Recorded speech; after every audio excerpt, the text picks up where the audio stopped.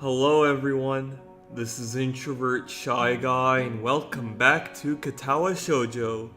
Okay, so where we left off, Lily went back to Scotland, so we're just hanging around. I just stopped at the part where I'm in the classroom about to do something. I have no idea what it is, so yeah, so anyway, today is April the 17th, and so now we just keep on going.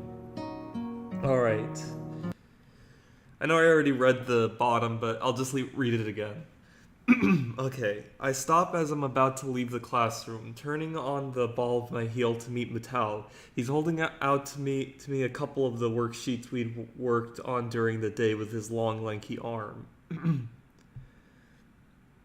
Excuse me. Would you mind giving these to Ikezawa? I normally ask one of the girls to do it, but I assume you'll be checking on her. For a moment, I briefly considered the possibility of that being more than an innocent prediction. I quickly discard the idea, though, as it's hard to think of him acting in such a Machiavellian way. It's not in his nature. Sure, no problem. Walking up the hallway of the girls' dormitory, several ideas of why Hanako's been absent float around my head. The most obvious of them is just a simple cold. That said, she may not even be sick at all. It's been almost a week since Lily left, and despite her at least appearing to be normal, I have suspected she's somewhat more insecure about it than she's letting on. Eventually, I come to Hanako's dormitory room. Its simple brown door separating us. Her room's position next to Lily's is extremely convenient, and probably a large contributor to their meeting in the first place. Grimacing slightly at the prospect of her being sick, I wrapped my knuckles on the door. Silence. I listen intently for any sound of shuffling coming from inside, but I can't hear a thing. I knock on the door again, slightly harder. Still no answer. How strange. A door opened behind me. A freckled and somewhat scrawny underclassman I don't recognize comes out and is briefly taken off guard by my presence. Hi. I'm just wondering, yeah, what's going on with Hanako? Should I keep it to myself? It's like, what if this is the part where, I ask about Hanako, it's gonna lead me to Hanako, and then it's like me going on a little date with, so it's like I choose the girl Hanako and I'm supposed to be sticking with Lily. I think I have to ask about Hanako. I'm like very curious, because that's what the game led me to, so I might as well just ask about Hanako. So that's what I'm gonna do. Actually, this may be a rather fortuitous meeting. Hey, excuse me, do you know if Hanako's come out of her room today or not? I never read it like that, so I was kind of confused at first. She doesn't seem to be answering. Ikezawa is Ikezawa. Her not answering the door is totally normal. That tall foreign girl's the only person she'll ever talk to after all. She gives a shrug before walking off down the hallway, having much more important matters to attend to than Hanako or me. Her dismissive attitude annoys me. Hanako must have a reputation as a hermit, a reputation that doesn't seem outright undeserved, at least in the time before we'd met. Scratching my head, I make one last attempt at getting Hanako to answer as I knock on the door one final time. Hanako, it's just me, Mutao said to give you some stuff. For a while, the attempt seems just as unsuccessful as the last. Just before I slip the sheet under her door, though I can hear the handle rattling. Ah, there she is.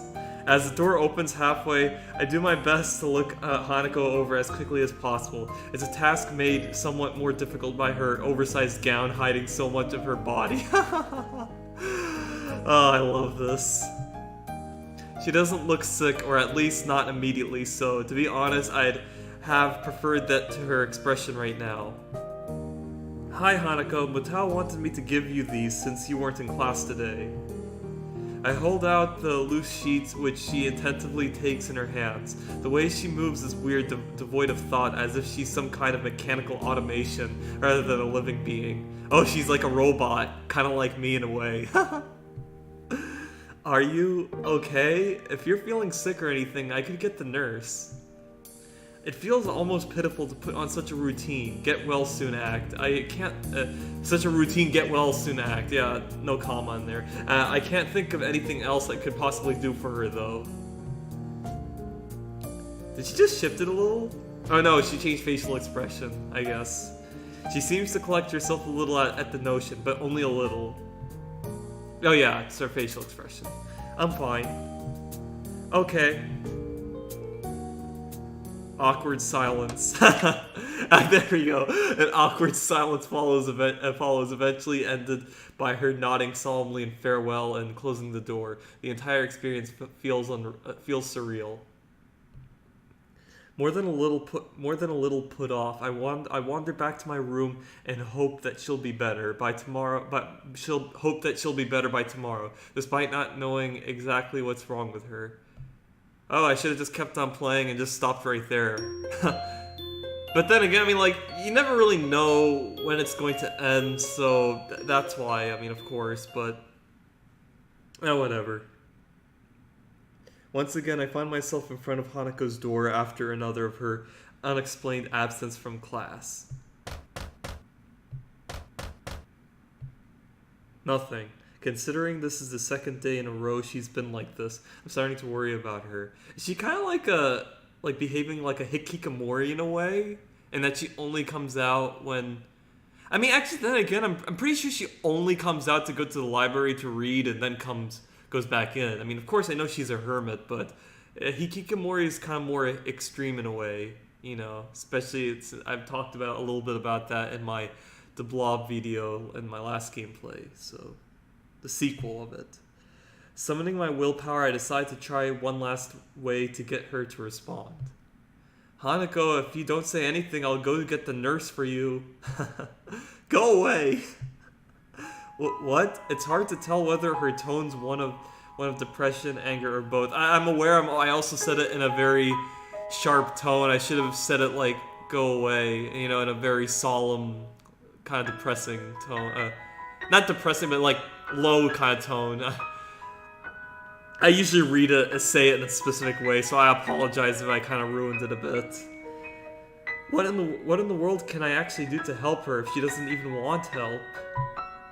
The message is clear enough. I can't just leave her like this, though. Just sitting in her room for days on end. I really like the music, by the way. Rubbing my temples in thought, I withdraw to my own room to think about how to proceed. Rationality is what's needed here, as an overreaction may just make matters worse. I dig around drawer after drawer of my desk, looking for where I put that damned piece of paper. Before she left, Lily told me that the number to call her on while in Scotland, and I wrote it down. Now that I need it, though, the damned thing is... here. I probably should have just entered it directly into my cell phone, come to think of it. Without further ado, I enter the numbers and anxiously press the call button. Oh, look, an old-fashioned cell phone.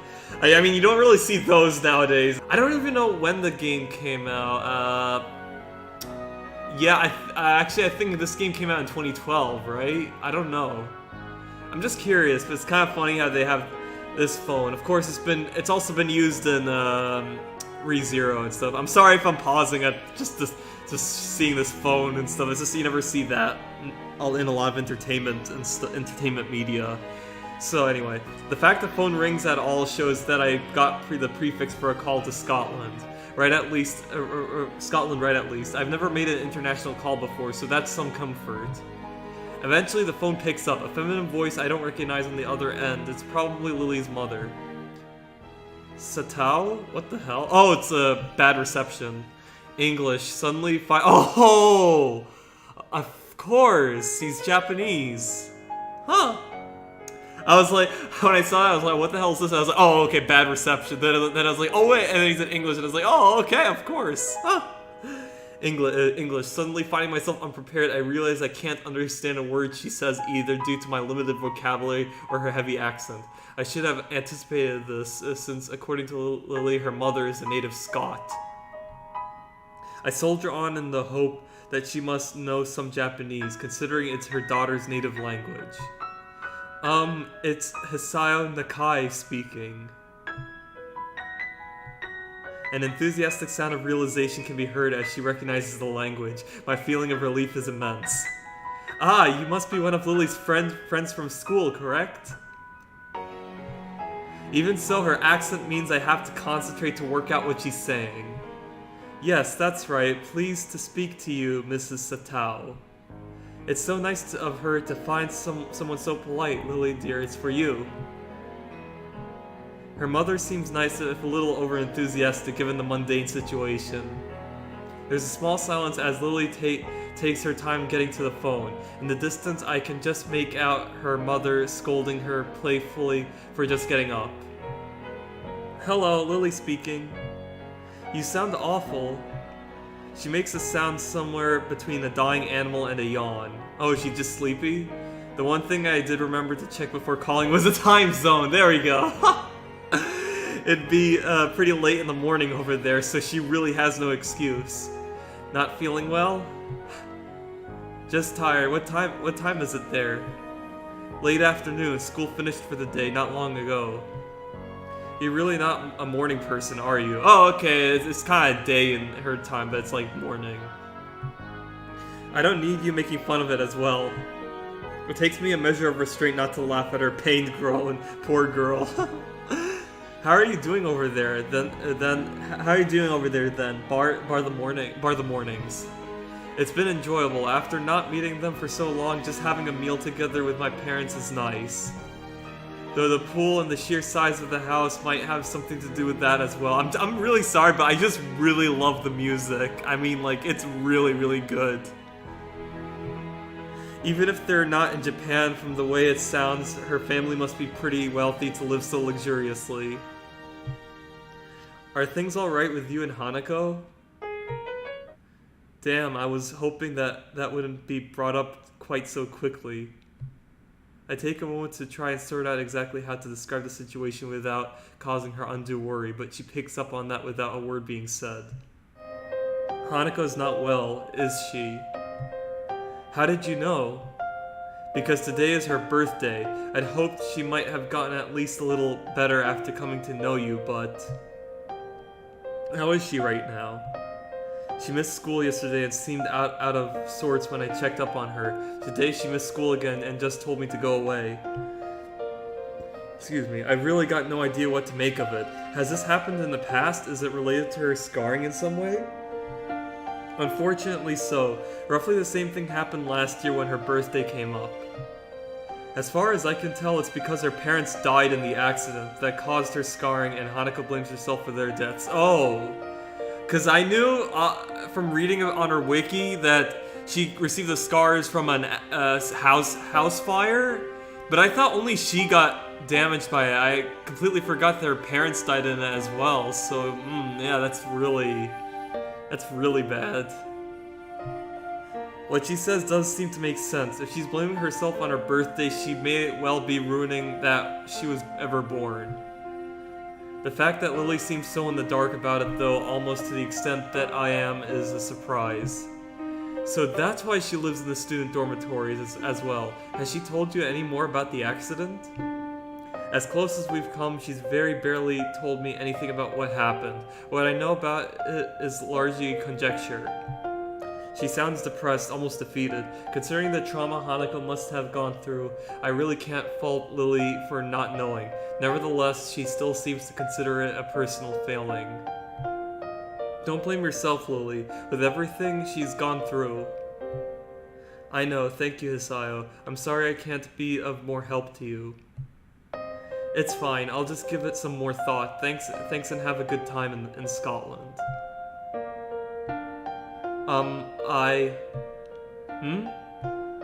It's nothing. Thank you for taking care of Hanako. Okay, bye. Goodbye.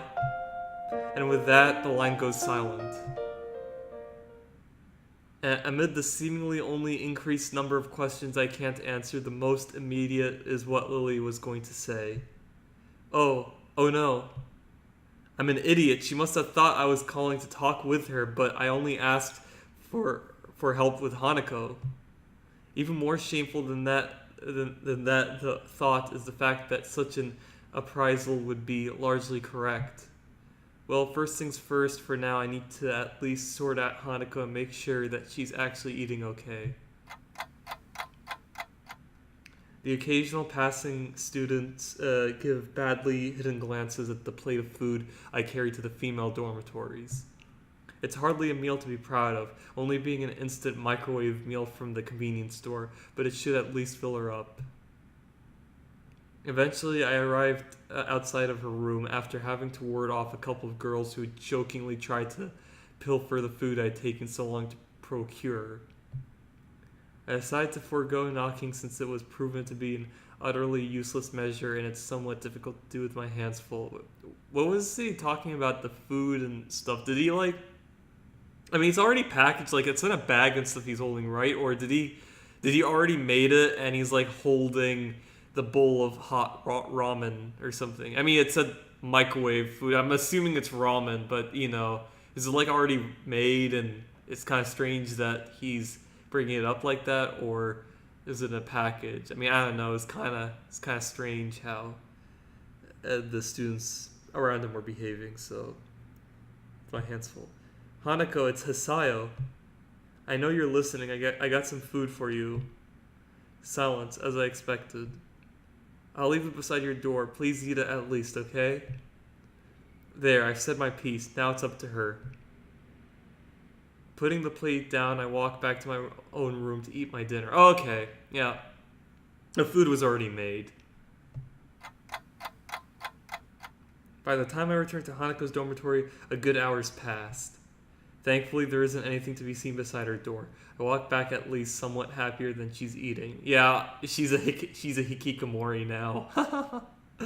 I know it's kind of sad and stuff. I'm aware, but it's of what I said earlier. So, if she intends to get through this by herself, then being able to help, even if it's just in such a small way, is at least something.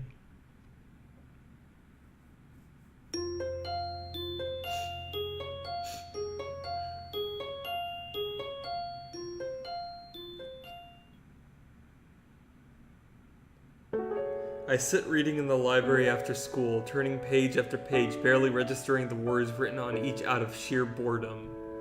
With my cheek resting in my hand, I can't help noticing the slightly rough feeling against my palm. It won't be long before I'll need to get a razor. Oh, he's growing a beard now? Giving up on reading, I simply let my head drop onto the book in front of me. Oh wait, no, actually, I'm pretty sure he's been shaving before, but it's been a while since he's last shaved. I thought it's he's now growing a beard, but no, I'm pretty sure he has one. You get one when you're in high school, so things have quieted down considerably since Hanako began attending school again. When she first returned to class, nothing was said nor done that wasn't part of the usual routine, and it's been the same way since. Neither of us desired to bring up her accident, so there simply wasn't any point in pursuing it. Thus, a few days went by, the daily grind continuing just as it had before. It's only natural that my mind would wander to other places and, more importantly, other people. The lily-shaped hole in the daily life of Hanako and me has been pretty noticeable for a while now.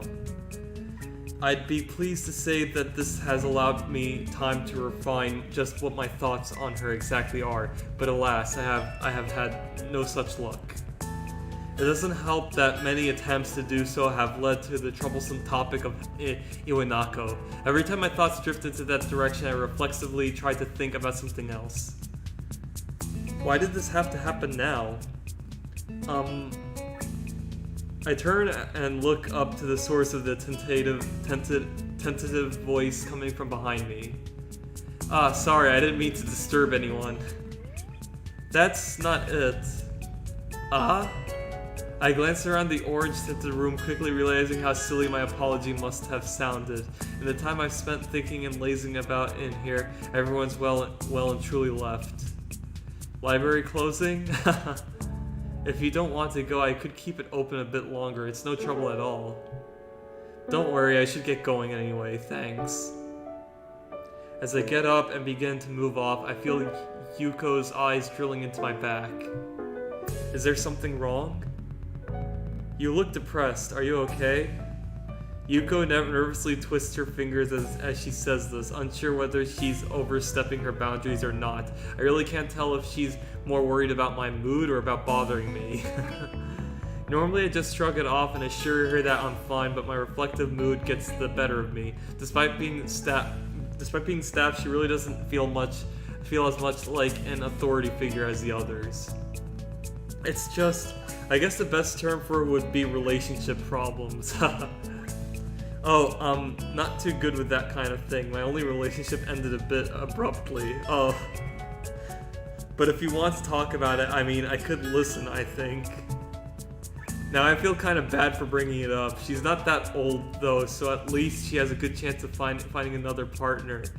Well, I don't know why, I'm starting to get this feeling like, what if this is going to be the kind of scenario where he just goes out with her? I mean, it's kind of weird, but, you know, I would be opposed to it, honestly. I mean, she looks pretty, like, okay looking, I have to admit, so, you know. I don't even know how old she is, but I'm assuming in her 30s. It isn't like we're in a bad situation right now. We have spent many days together as friends, sometimes going out to do stuff, that kind of thing. And also for the record, I mean, I'd prefer not to go out with a girl that's, like, in her 30s. I mean, obviously, I've said about the specific age in my The Blob finale video. You could just look in the description, and I specifically say what kind of age of the girls I'm into, if you know what I'm saying. So just putting that out there. It isn't like we're in a bad situation right now. We have spent many days together with friends, going out to do stuff, that kind of thing. I don't know if I've already read it, so I apologize if I read it again. I'm starting to want to do more for her, learn more about her, and be with her more. I'm not sure whether it's actually love or not, though, and our friendship as it stands is enjoyable. You shouldn't let that stop you. I can't believe I'm talking about a relationship issue to some librarian. Sorry. How to say this, I think that it's nice that you have a good friendship, but school is going to eventually end. Do you think you'll be fine with not knowing if it could have gone further after you've graduated? I guess that's the crux of the problem. I really have no idea what the answer to that question is. Well, I can't really help there, but what your true feelings are is something you have to decide for yourself. But I think that if you do love her, you should definitely say something. After thinking about it really hard, I decided that even though my relationship didn't work out, it's still better that way than never knowing if it might have or not. Oh yeah, definitely true. If you actually do love someone and stuff, it's best to get it out there and know that you'd be like, if she like rejects you and stuff, then like not knowing and you be feeling guilty for the rest of your life. It's much better. Even though I personally have never done something like that, but I could definitely tell it's the right choice. I never expected Yuko to sound so wise. It only makes sense that with more life experience than I, she'd have a better idea about this. While I suppose not very much was actually answered, talking to her has helped get it off my chest, and I have no doubt that I should confess if I really do like Lily. I give a slightly frustrated sigh. If only reading so much actually helped when it comes to situations like this. Very true. She gives a girlish giggle, which only reinforces my view of her as being different from the usual staff here. In the end, it all comes down to what will happen after school finishes once again. Considering what happened before I came to Yamaku, it feels like being asked to keep up with a field of runners despite having started from a dozen yards behind them. It's just one more motive to move on from the past. The last thing I need right now is to get too caught up in that and getting homesick while I'm at it. Once again, I find myself calling Lily. My phone bill is going to be horrific considering this is international. but it's worth it. I don't really want to smooth over her feelings from the last time I called. I genuinely want to talk to her again. I mean, I don't know, isn't it... I mean, actually... I was just wondering, isn't it better if you basically tell a girl, like, in person rather than on phone about how you really feel? I feel like it's much better doing it face-to-face than on phone. But then again, like, I actually didn't tell you guys this, but my parents, when my dad proposed to my mom, he basically called her to ask if she would marry him. Now, I mean, I have to say I've only, I think that's true. Yeah, it is true. But it's like he only talked about this stuff, like, only a very few times, like, a few years ago and stuff. Of course I remembered it because it's, like, my parents it's a proposal for my dad to get married, so... But yeah, he basically proposed to my mom on phone and she said yes, rather than doing the traditional kneeling before her and showing her the ring and saying, will you marry me, kind of thing. So I'm just saying that I guess you can talk to a girl about your feelings on the phone, because, I mean, hey, if my parents got married over the phone, maybe that's enough. But me personally, I'd rather do it face to face, because I really don't... I don't think technology is like a good way to convey intimate feelings to one another, you know? That's just my take on it. Yeah. When the phone finally picks up, I easily recognize the voice on the other end. Satao. Haha. It should have been... never mind. Hello, Mrs. Satao. May I speak? I was going to say if I could maybe just speak it in gibberish, but then I'm like, that's just too stupid. So, Damn, I've forgotten how the rest is supposed to go. It's not encouraging to forget such a small amount of words, even if I didn't spend that long trying to memorize them. May I speak with Lily, please? Hello again, Hisayo. Are you teaching yourself English? Oh, you actually spoke in English? Just a little. I don't think I'm too good at languages in general. Oh yeah, that's why he said memorizing the few words. Oh, don't say that. Your pronunciation was good. I'll get Lily for you. Just wait a moment. I obediently wait as she goes off in search of Lily, the other end going silent. Eventually, a much more awake-sounding Lily than last time answers, the time over there being past noon by now. Hisayo, are you there? Yeah, I'm here. Hi. Good afternoon. Sorry for taking so long. I was outside in the garden. Gardening? Unfortunately, I've found I'm no good at it, so I just smell the flowers. I think my fingers appreciate it more. I take it Hanako's recovered a bit. Yeah, I just made sure she was eating, and eventually she righted herself. Thanks for the help the other day. I don't think I was really that much help. The main thing is that she's better, though. True. How's life over there, then? It sounds like you've been living in nothing short of a mansion. I wouldn't call it a mansion. But it is rather large. It's obviously what she wants to say, though modesty stops her. I'm a little envious, but it is her holiday. It's a nice house to stay in, though. There's a beach near... There's a beach near here, too, which Akira is especially fond of. She's a swimmer. She's constantly dragging me there to have swimming competitions, which she wins every time. Lily doesn't strike me as very athletic at all, so not being adept at swimming seems logical enough. The fastest I've ever seen her move is her understandably relaxed pace during her walks to and from the suburbs down the hill from the school. It makes the image of her swimming hard to imagine. The beaches there must look nice. They'd be less crowded than the ones around here at least. Indeed, Akira says the area around here looks beautiful because it's so far outside the city. I only realize what I've said after I say it, but it doesn't bother her at all. It's still easy to forget that she can't see when she's not around, despite the time we've been friends. That said, the local accent sometimes makes communication a bit hard. It's a constant reminder that this isn't home. While the fact that she doesn't consider her parents' residence to be her home makes good sense, it makes me realize that I can't really answer whether the same goes for me. Graduation from Yamaku is distant enough to be difficult to view objectively, and I've spent so much time in the small room, I've come to accept the dormitory as my new home surprisingly quickly. I guess that would be hard to deal with. Is your knowledge of English holding up? Thankfully, I may be fluent, but being in a position where I have to use it often helps in curbing my Japanese accent, so it's been useful practice. I hear you're trying to teach yourself English. More like memorizing a few lines and failing at even that much. I'm really not cut out for learning another language. My admission of defeat draws an amused giggle. I believe that there are things one chooses to do in life and also things that are chosen for one to do in life. You can take comfort in the fact that you're better than me in science and math, at least. All that's helped is making me Matao's star student. I wouldn't worry about it. There are useful skills for many jobs, right?